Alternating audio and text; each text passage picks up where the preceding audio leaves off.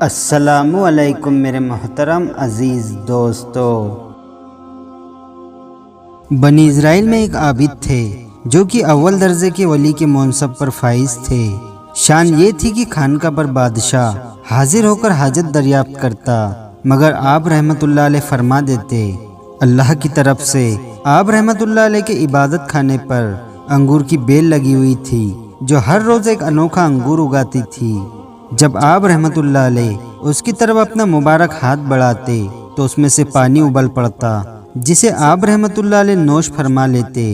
ایک دن مغرب کے وقت ایک جوان لڑکی نے دروازے پر دستک دے کر کہا، اندھیرا ہو گیا ہے، میرا گھر کافی دور ہے، مجھے رات گزارنے کے لیے اجازت دے دیجیے۔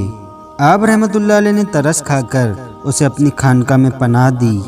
رات جب گہری ہوئی تو وہ ایک دم گلے پڑ گئی کہ میرے ساتھ کالا منہ کرو، یہاں تک کہ معاذ اللہ اس نے اپنے کپڑے اتار لیے۔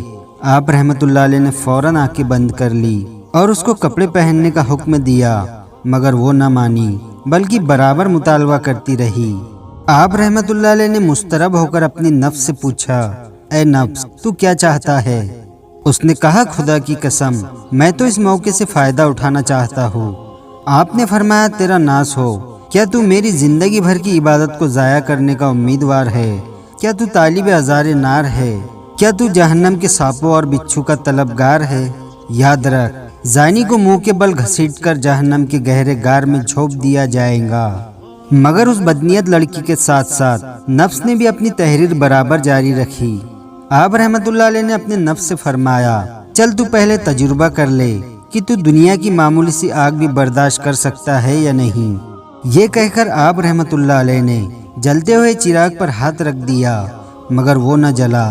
آپ رحمت اللہ علیہ نے جلال میں آ کر کہا، اے آگ تجھے کیا ہو گیا ہے، تو کیوں نہیں جلاتی؟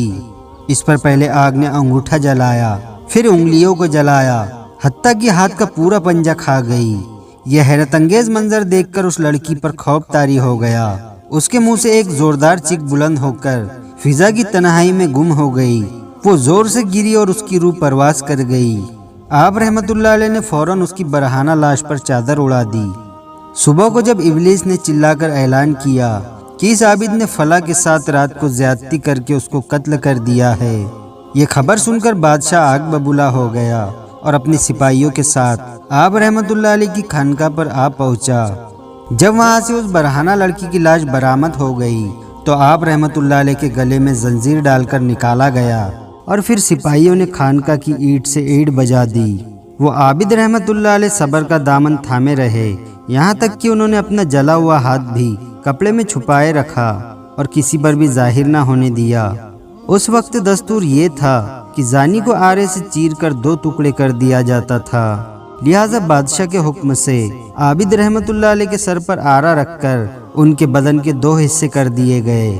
عابد کی وفات ہو جانے کے بعد اللہ نے اس عورت کو زندہ کیا اور اس عورت نے ساری واردات سنائی۔ جب آپ رحمت اللہ علیہ کے ہاتھ سے کپڑا ہٹایا گیا تو لڑکی کے بیان کے مطابق وہ واقعی جلا ہوا تھا۔